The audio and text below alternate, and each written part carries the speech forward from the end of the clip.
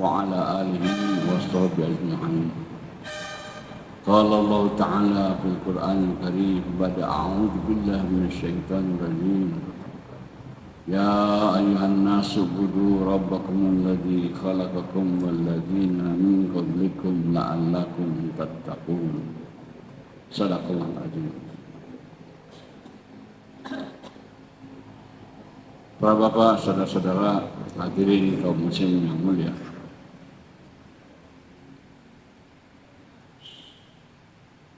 Di dunia ini semua manusia membuat usaha.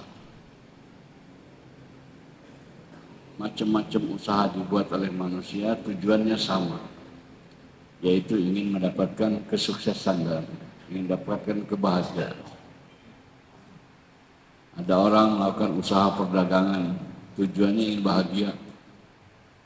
Ada orang melakukan usaha pertanian, juga tujuan bahagia. Ada orang melakukan usaha perindustrian, juga tujuannya bahagia. Ada orang buat usaha pembangunan, tujuannya bahagia. Ada orang buat usaha politik, tujuannya bahagia. Semacam-macam usaha tujuannya sama, bahagia. Dari sekian banyak usaha itu, secara singkat ada dua jenis usaha manusia. Yang pertama usaha para nabi, dan yang kedua usaha musuh-musuh nabi. Usaha para nabi mengajak manusia kepada kebahagiaan, kesuksesan. Musuh-musuh nabi juga mengajak manusia kepada kesuksesan, kepada kebahagiaan. Tapi yang berbeda adalah yakin. Kalau para nabi mempunyai keyakinan manusianya akan bahagia dengan jalan taat kepada Allah. Itu usaha para nabi. Tapi kalau usaha musuh-musuh nabi ini pada umumnya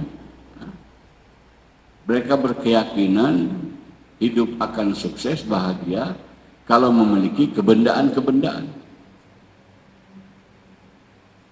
Atau disebut sekarang paham materialisme. Dengan memiliki harta, kekayaan, hidup akan bahagia. Ini selalu ada di dunia.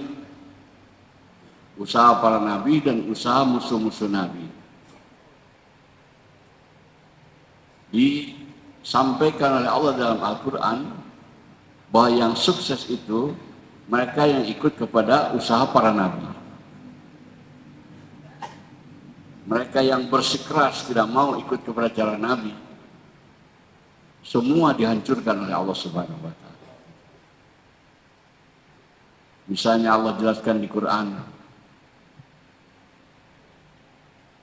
kaum Madian, mereka berkeyakinan bahwa hidup akan sukses apabila memiliki perdagangan yang berhasil. Oh, kaum Madian itu bisnismen. Mereka sibuk dagang, bikin perusahaan-perusahaan untuk dapat keuntungan yang besar. Allah utus kepada kaum Madian ini Nabi Syuaib alaihissalam, memberitahu kepada mereka bahwa kebahagiaan bukan terletak pada perdagangan, tapi pada taat kepada Allah. Mereka membangkang, tidak yakin bahwa dengan taat kepada Allah ini akan sukses. Sibuk saja dagang terus. Akhirnya Allah turunkan azab kepada mereka. Azab apa? Diturunkan hujan kepada kaum Madian oleh Allah, tapi bukan hujan air, tapi hujan api. Diciptakan di Quran. Ada kaum yang lain namanya kaum Saba. Mereka berkeyakinan bahwa hidup akan bahagia, sukses apabila memiliki pertanian yang berhasil. Mereka konsentrasi, tawajuh perjuangan hidupnya itu kepada pertanian. Dan karena mereka sungguh-sungguh dalam bidang ini, Allah kasih mempunyai kebun-kebun yang subur, makmur. Sehingga kalau kita masuk ke perkebunan kaum Sabah dengan membawa keranjang kosong di atas kepala kita, lewat saja tidak metik buah. Itu keluar penuh buah-buahan. Katanya kalau kita berjalan 1 bulan di perkebunan kaum Sabah itu tidak melihat sinar matahari karena rindangnya pohon-pohon. Allah utus 3 orang nabi kepada kaum Sabah, memberitahu kepada mereka bahwa kebahagiaan bukan dalam pertanian, tapi dalam taat kepada Allah. Nabi mengajak kepada kaum Sabah ini untuk taat kepada Allah, menjalankan agama Allah. Tapi mereka membangkang. Akhirnya Allah turunkan azab, dibobolkan irigasinya itu dengan asbab tikus.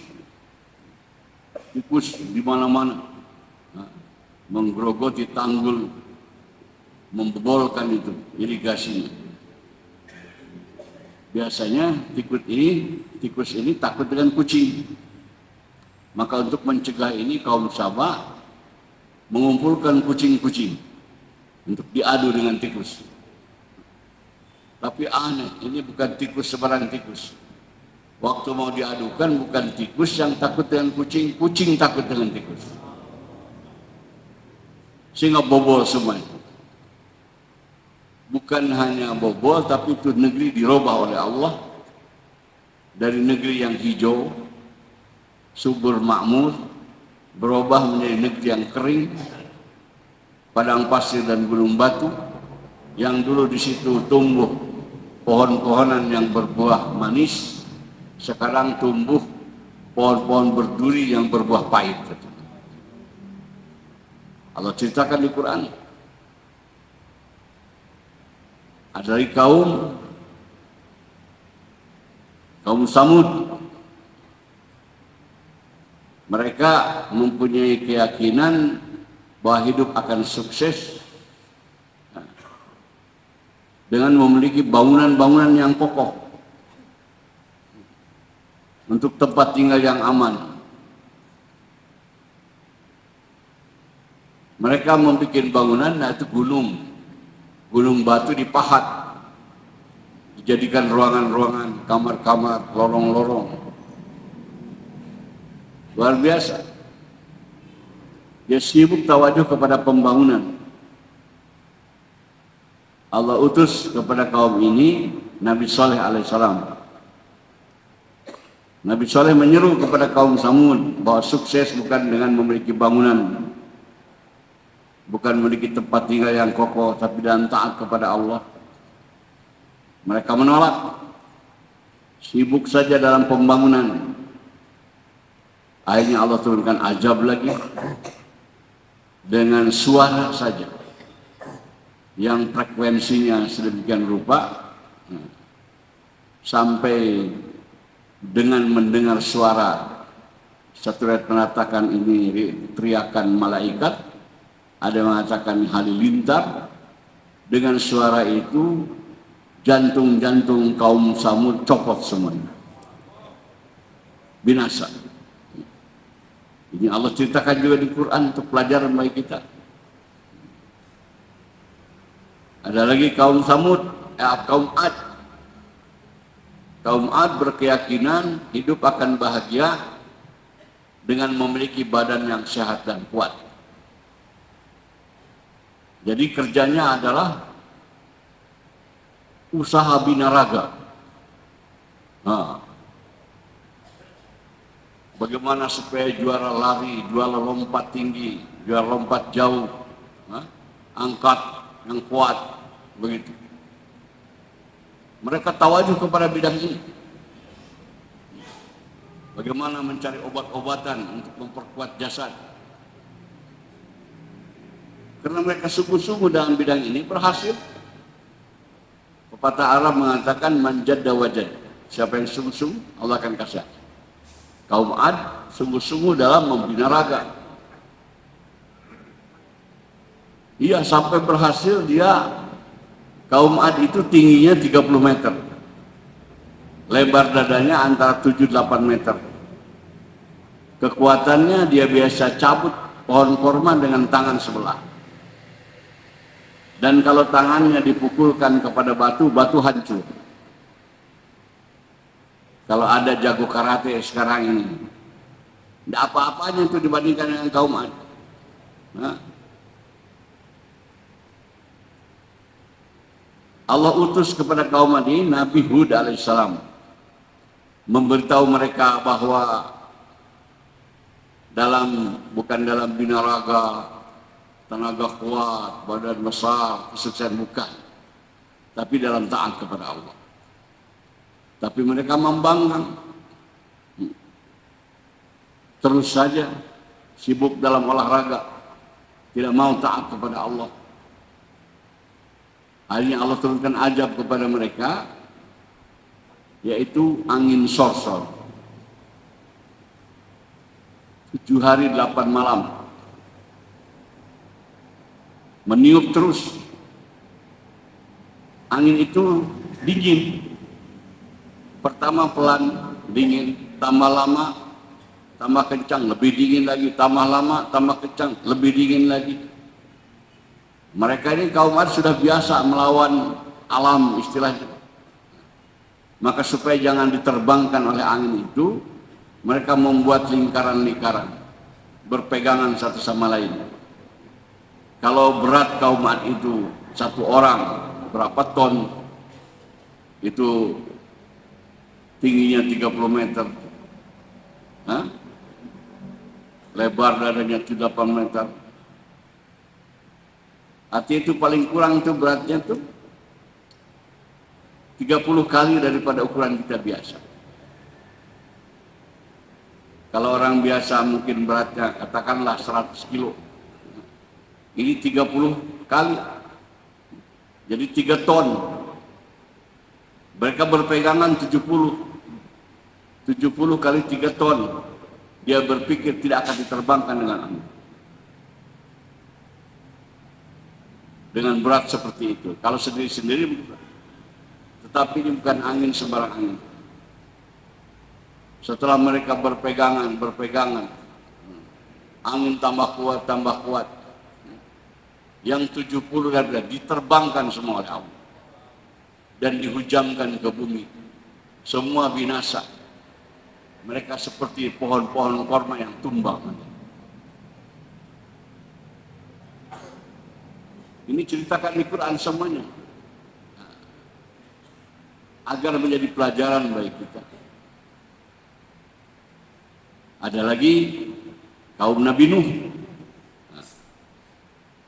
Mereka usahanya itu dibilang kita akan sukses kalau kita jadi golongan mayoritas.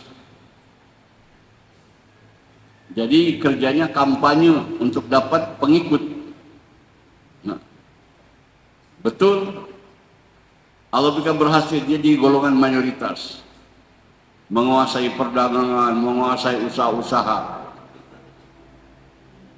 Allah utus kepada mereka Nabi Nuh alaihissalam menyampaikan bahwasanya kesuksesan bukan di dalam mayoritas atau minoritas, tapi dalam taat kepada Allah. Mereka membangkang sampai menceritakan di Quran, kenapa diutus Nabi ini, Nabi Hud yang miskin, tidak Nabi yang pakai gelang emas. Maksudnya orang-orang kaya ketika itu pakai gelang emas. Jadi mereka menyangka dengan mayoritas, dengan kekayaan, hidup akan sukses.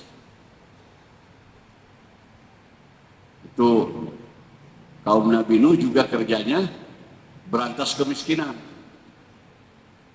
Supaya jadi kaya semuanya. Dia kaya-kaya. Dan mayoritas. Allah utus Nabi Nuh beritahu bahwa bukan dalam mayoritas, bukan dalam kekayaan, tapi dalam taat kepada Allah Subhanahu wa taala. Mereka membangkang, akhirnya Allah datangkan banjir. Yang selamat hanya Nabi Nuh dengan pengikutnya, kurang lebih 82 orang. Semuanya binasa dimatikan oleh Allah. Diceritakan oleh Allah perkara ini dalam Quran. Begitu juga secara pribadi-pribadi, Fir'aun, Namrud mempunyai keyakinan bahwa kesuksesan dalam jadi penguasa, jadi penguasa. Mereka kerja keras dan berhasil jadi penguasa, bukan hanya mengangkat diri sebagai raja, tapi dia mengangkat diri sebagai Tuhan. Fir'aun dan Namrud. Kepada Fir'aun Allah utus Nabi Musa, kepada Namrud Allah utus Nabi Ibrahim alaihissalam, menyeru kepada mereka dalam taat kepada Allah sukses itu, bukan dalam kerajaan, kekuasaan. Tapi mereka membangkang. Tapi akhirnya dua-dua ini juga dibinasakan oleh Allah. Karun secara pribadi dia punya pendirian, kalau jadi orang kaya hidup bahagia. Jadi usahanya bagaimana memperkaya diri. Katanya dulunya orang miskin ini Karun. Dia pengikut daripada Nabi Musa. Masa katanya juga masih ada hubungan famili. Jadi dia merengek-rengek kepada Nabi Musa minta doa supaya jadi kaya. Nah, berikan jalan untuk mendapatkan kekayaan. Nabi Musa nasihati, tidak perlu kamu dalam keadaan miskin ibadah kepada Allah, Allah kasih barang. Alasannya kalau saya miskin, sholat tidak khusyuk.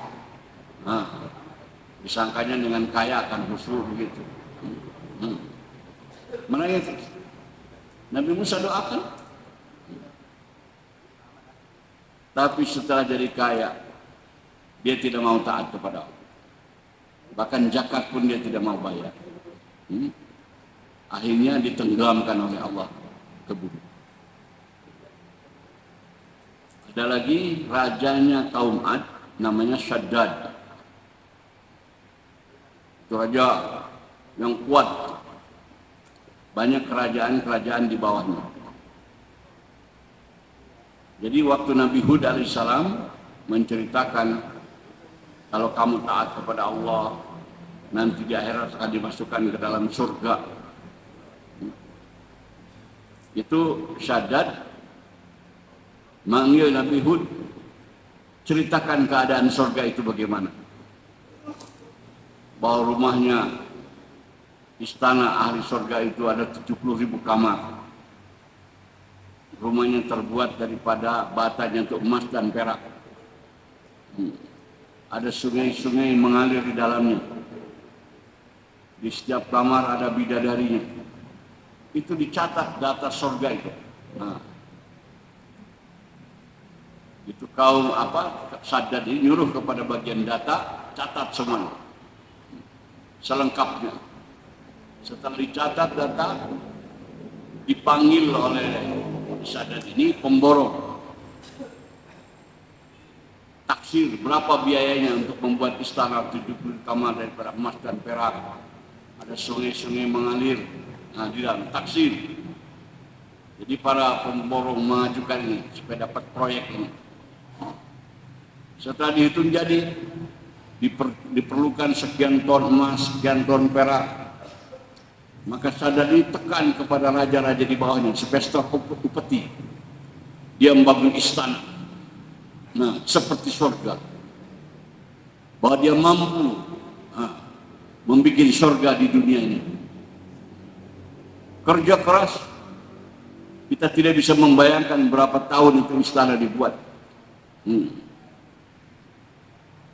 Batanya terdiri pada emas dan perak. Sungai-sungai mengalir. Setelah jadi, dikumpulkan gadis-gadis cantik. Nah, setiap gadis disediakan di kamar. Waktu mau open ceremony, pembukaan, Shaddad dengan pakaian kebesarannya, naik kuda yang gagah, mau gunting pita untuk masuk ke istananya ini. Tahu-tahu waktu mau gunting pita, ada orang pakaian compang-camping memegang kendali kudanya. Orang miskin pakai compang-camping, menahan kuda Syaddad. Orang tentaranya mau marah semuanya. Siapa nih lancang betul? Kata orangnya, Syaddad, kamu tundukkan kuping kanan, saya akan berbisik kepada kamu, beritahu. Tapi di Syaddad heran, gentar menghadapi orang ini. Keberaniannya luar biasa. Lihat. Dia tidak mau turun dari kudanya, tapi di kupingnya dikeluarkan. Dia beritahu bahwa yang pakai compang-camping ini, dia bilang, aku adalah malakal maut. Ajalmu akan datang. Syaddad minta ditunda, mau buka dulu istananya. Dia bilang tidak bisa. Tidak bisa.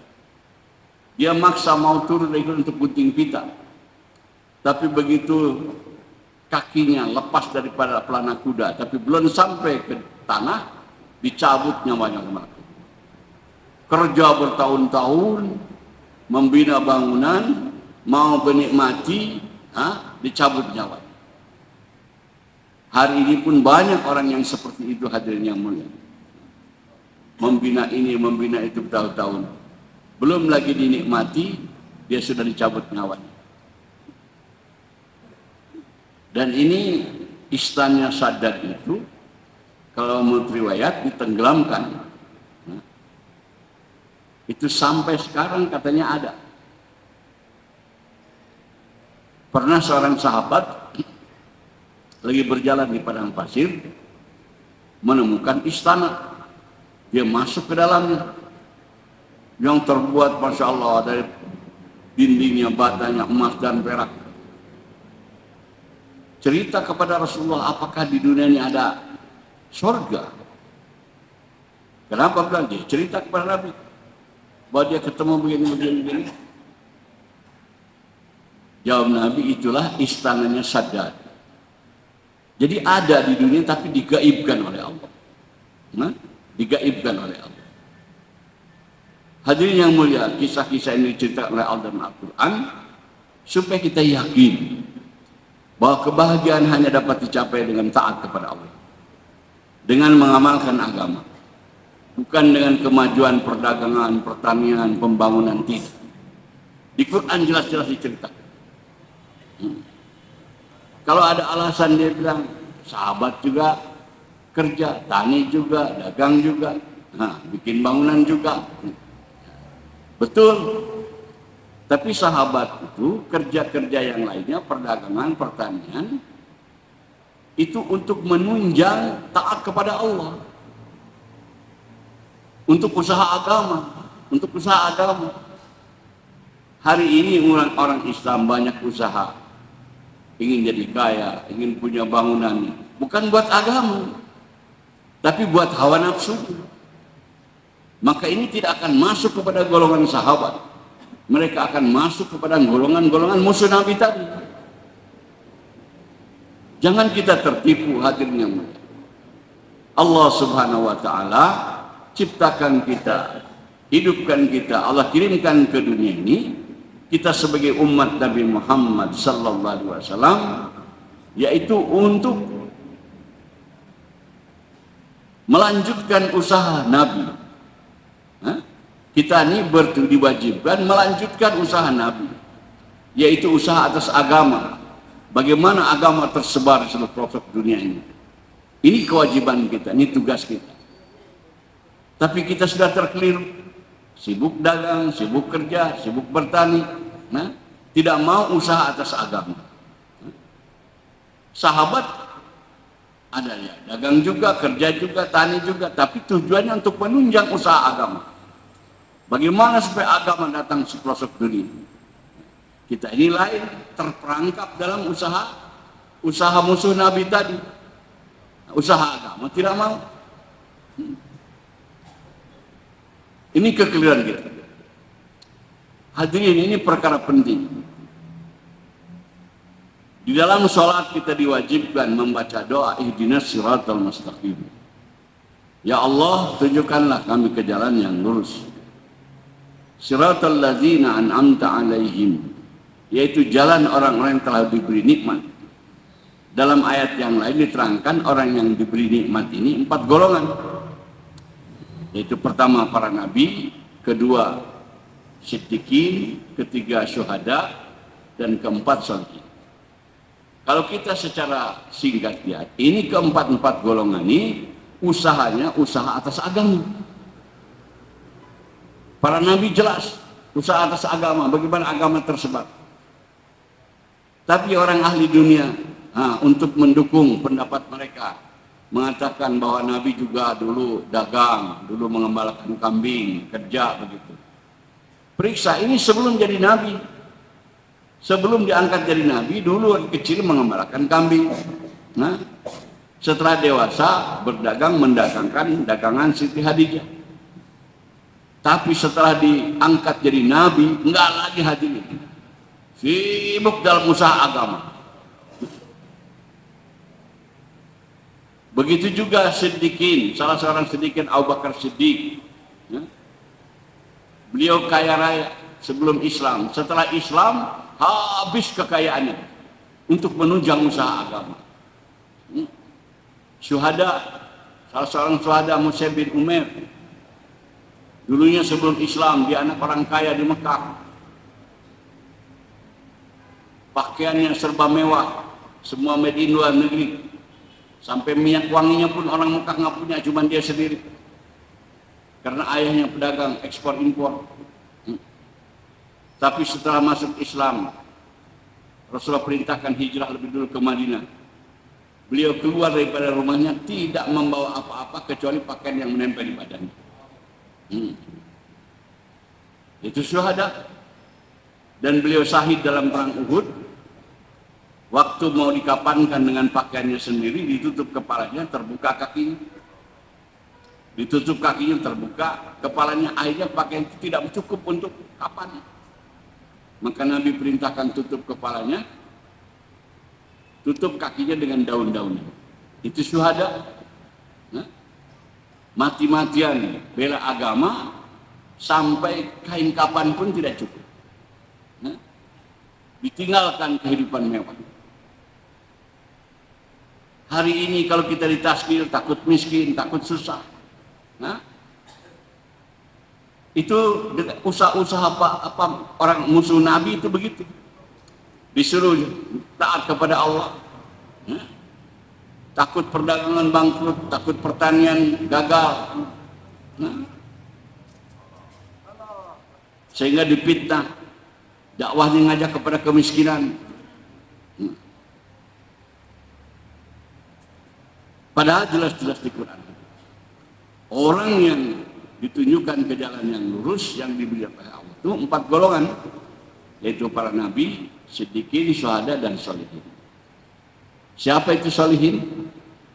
Ada seorang sahabat bertanya kepada sahabat yang lain, saya masuk orang soleh apa tidak? Jawab sahabat yang ditanya, dia bilang, tawarkan kepada hatimu dunia. Nah, kalau sudah menolak, tidak mau, engkau sudah soleh. Tapi kalau masih doyan, masih mau, belum soleh datang kepada kamu.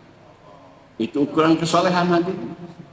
Jadi kita ini sholat ihdinas siratal mustaqim, tunjukkan yang lurus. Tapi nggak nyampe-nyampe. Sebab kita tidak paham siapa yang di jalan yang lurus, siapa orang yang telah diberi nikmat oleh Allah. Kita ngeri untuk ikut kepada orang yang diberi nikmat oleh Allah. Ditazkir tidak mau. Untuk melanjutkan usaha kenabian, yaitu dakwah dan tabligh. Bahkan sebaliknya hadirin, kita secara tidak disadari hidup kita di jalan orang ghairil maghdubi alaihim waladdallin, orang yang dimurkai dan disesatkan oleh Allah Subhanahu wa taala. Maka Maulana Yusuf rahmatullahi alaih, beliau ada berdoa. Ajib ini doanya, nggak pernah diucapkan orang lain. Kata beliau, Allahumma khruj Yahudiyata wa nasraniyata wa majusiyata wa syu'iyata an qulubil muslimin. Ya Allah, keluarkan kehidupan keyahudian, kenasranian, kemajusian, dan keateisan dari hati orang Islam. Karena beliau sadar hari ini orang namanya Islam, tapi cara hidupnya mencintai cara Yahudi, cara Nasrani, cara Majusi, cara ateisme. Tidak sadar, tidak sadar. Dikaji oleh para ulama, apa itu cara hidup Yahudi? Cara hidup Yahudi itu hubud dunia, lebih mengutamakan dunia daripada agama. Itu cara hidup Yahudi, lebih mengutamakan dunia daripada agama. Kita umat Islam sudah banyak begitu hadir. Kalau kerja untuk dunia disiplin, masuknya pulang. Tapi kalau agama, sholat asal-asalan. Saya sering sampaikan, banyak orang tua ngasih nasihat sama anaknya. Pak Nak, engkau kerja sungguh-sungguh, jangan lupa sholat. Ini kayaknya baik, padahal nggak benar itu. Seharusnya sungguh-sungguh dalam sholat, jangan lupa kerja. Jadi agama itu disepelekan, kerja dulu sungguh-sungguh. Sholat itu jangan lupa aja. Jadi ini sebenarnya udah cara Yahudi, lebih mengutamakan pekerjaan daripada ibadah. Umat Islam banyak, makanya Malaysia berdoa, keluarkan cara Yahudi. Cara Nasrani apa? Pola hidup mereka itu kebebasan antara laki-laki dan perempuan. Yang namanya sekarang emansipasi. Itu cara Nasrani. Kalau laki-laki jadi tentara, kenapa perempuan nggak boleh? Kalau laki-laki jadi polisi, kenapa perempuan nggak boleh? Kalau laki-laki jadi presiden, kenapa perempuan nggak boleh? Nah, ingin persamaan hak. Mereka tidak paham. Kita sebagai umat Nabi Muhammad SAW, tugas kita laki-laki dan perempuan sama, yaitu untuk menghidupkan agama. Hanya bedanya laki-laki berusaha menyempurnakan agama di luar rumah. Perempuan ditugaskan menghidupkan yang beragama dalam rumahnya. Bagaimana supaya agama yang sempurna wujud di rumah? Itu tugas perempuan. Tapi sekarang ibu-ibu orang Islam meninggalkan posnya. Ada yang dagang, ada yang kerja, jadi ini, jadi itu. Sehingga di rumah tidak hidup agama. Jangan aneh kalau anak yang berandalan, narkoba, jadi pemabukan, dan sebagainya. Karena ibu sudah meninggalkan posnya. Jadi tugas di rumah itu adalah menghidupkan, adalah tugas kaum ibu. Sekarang agama rusak. Padahal suksesnya hidupnya agama itu biar di rumah-rumah. Kalau di rumah ini hidup semua. Kalau rumah rusak semua.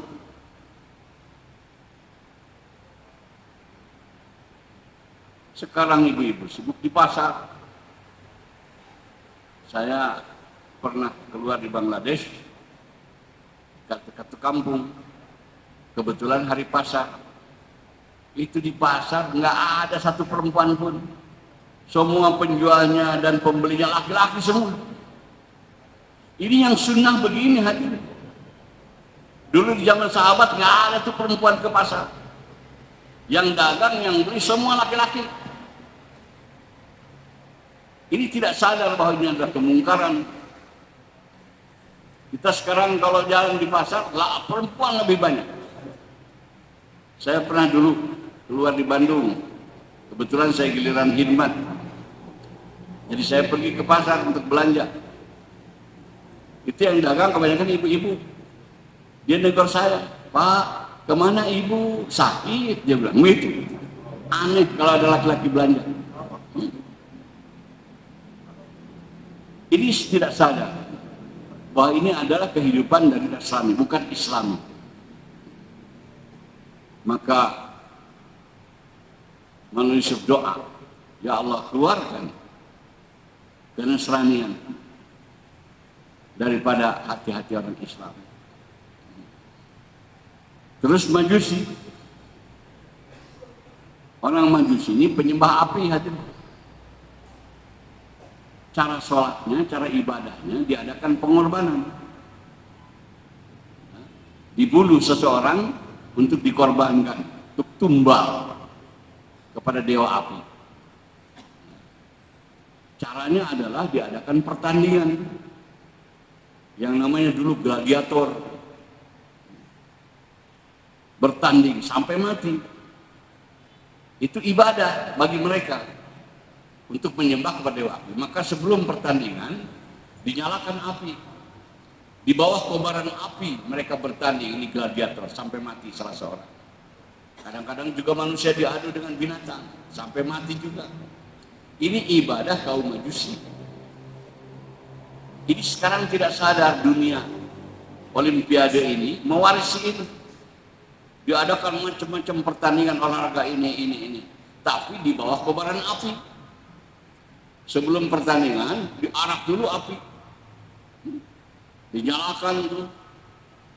Di tempat olahraganya diadakan walaupun tidak sampai mati. Tapi ini budaya daripada Majusi. Kita juga orang Islam ikut-ikutan. Ya? Pekan olahraga nasional. Diarak-arak api. Nggak sholat maghrib, nggak sholat isya, nggak sholat subuh.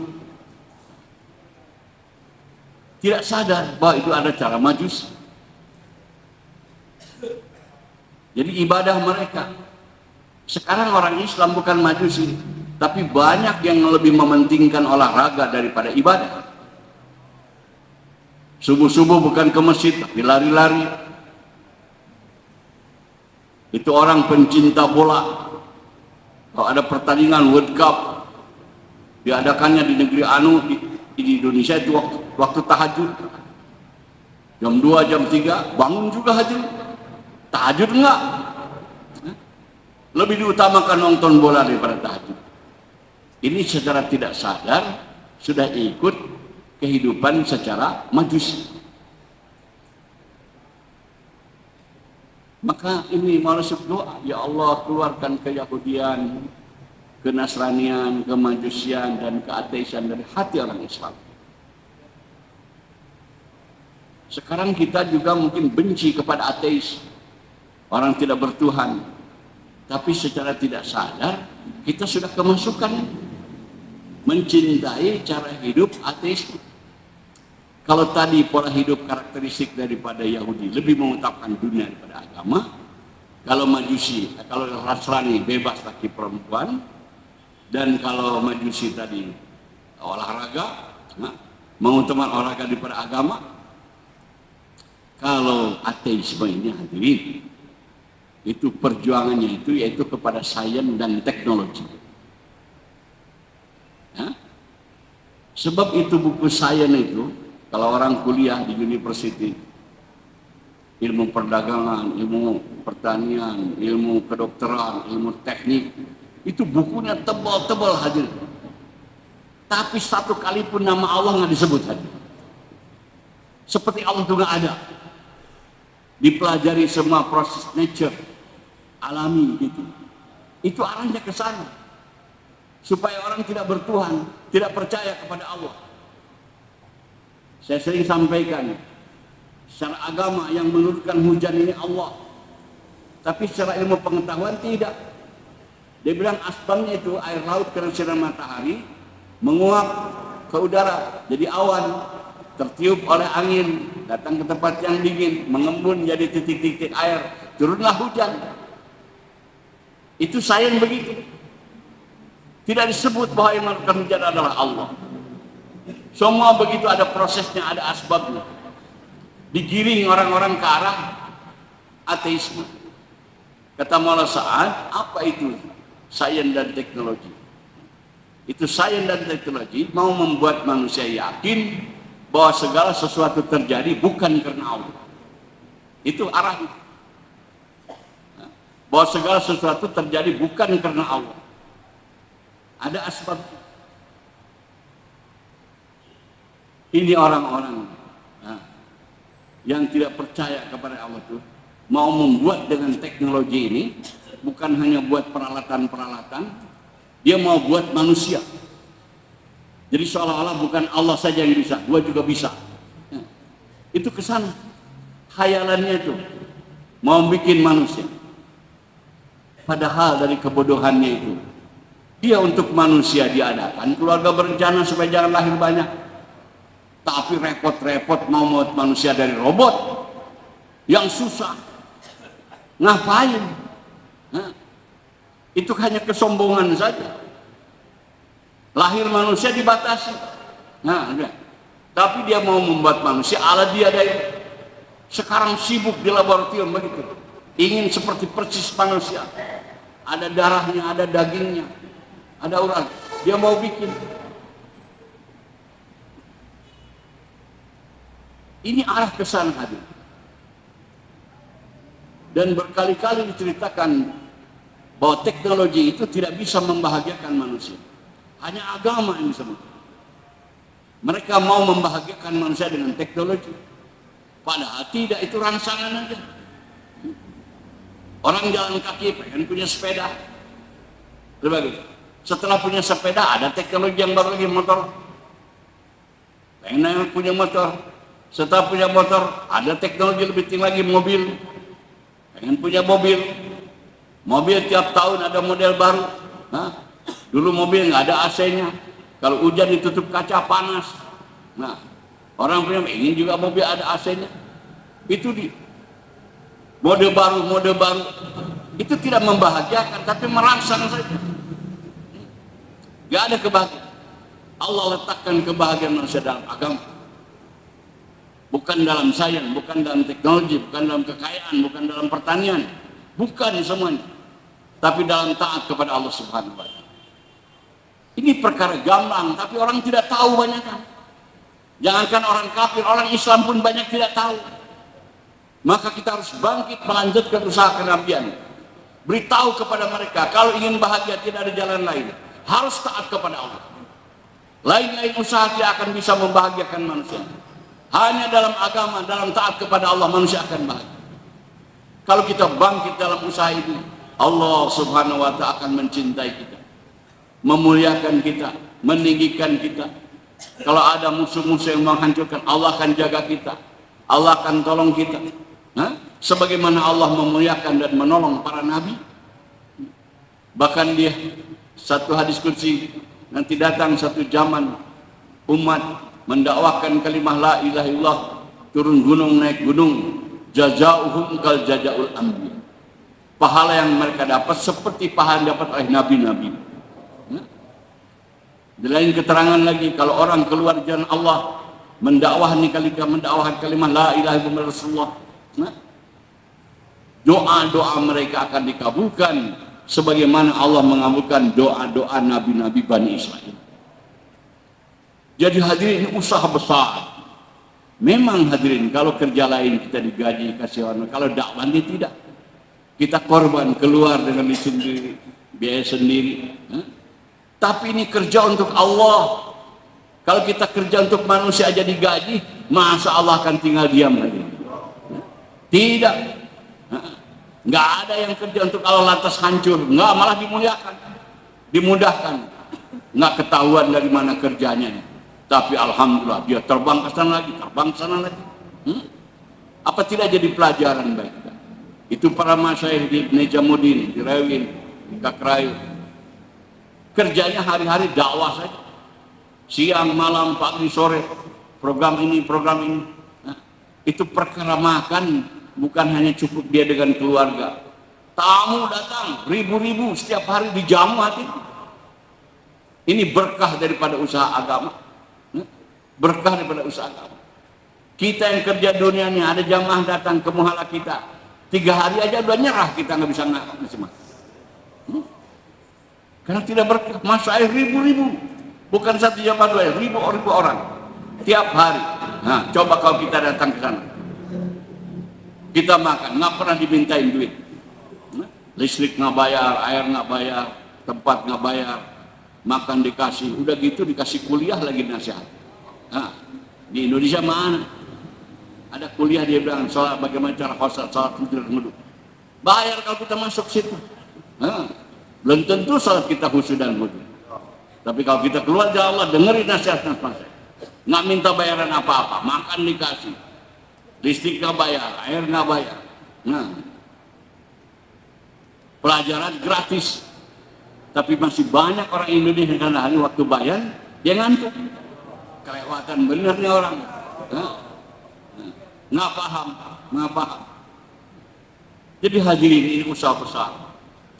Kita ditugaskan melanjutkan usaha kenabian. Keluar jalan Allah Subhanahu wa ta'ala, beritahu kepada manusia bahwa bahagia bukan dalam kebendaan, bukan dalam materialisme, tetapi dalam taat kepada Allah, dalam taat kepada Allah Subhanahu wa ta'ala. Kadang-kadang kita sudah benci juga kepada hidup materialisme. Kalau kita nilai perempuan itu perempuan materialisme, tapi kita sendiri sudah jadi pengikut hadir. Lebih mengutamakan cari duit daripada dakwah. Itu materialisme itu. Lebih mengutamakan mencari uang daripada dakwah. Orang yang yakin dengan agama korbankan itu untuk menghidupkan usaha agama. Maka Allah akan muliakan kita. Allah akan tunjukkan kita ke jalan yang lurus. Allah jauhkan daripada kesesatan. Insya Allah siap semua, insya Allah. Yang belum 4 bulan segera 4 bulan Pak. Yang sudah 4 bulan tiap tahun. Semoga Allah terima, Allah kabulkan, Allah mudahkan.